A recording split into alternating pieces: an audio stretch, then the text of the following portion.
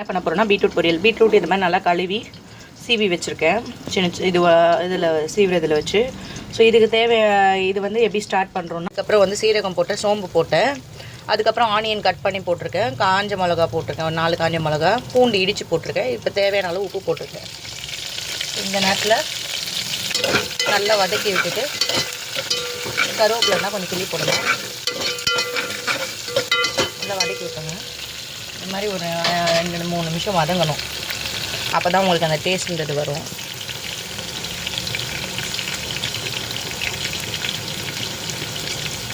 போடுங்க. போட்டு நல்லா அப்படி வதக்கி விட்டு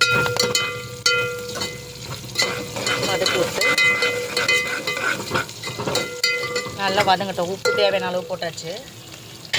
நல்லா பொன்முருளாக இந்த மாதிரி வதங்கினோன்னா வதங்கட்டும்.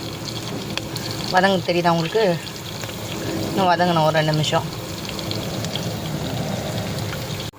இந்த பீட்ரூட்டை எடுத்து இப்படி போட்டுருங்க.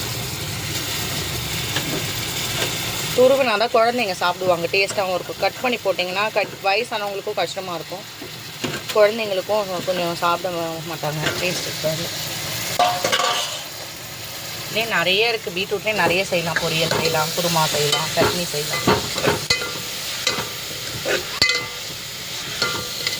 நல்லா வதக்கி விட்டு ஒரு 10 மினிட்ஸ் மீடியமில் வச்சுட்டு நல்லா வதங்கட்டும். அதுக்கப்புறமா நம்ம நல்லா வதக்கணும்.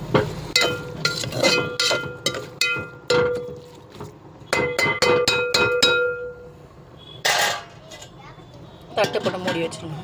உங்களுக்கு அந்த கலர் சேஞ்சிலே தெரியும். நல்லா வதங்கி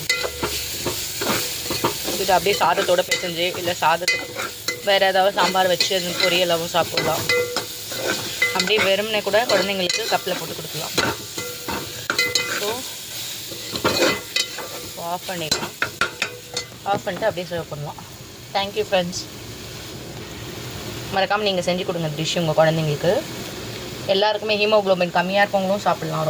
ரொம்பவே ஹெல்த்தி.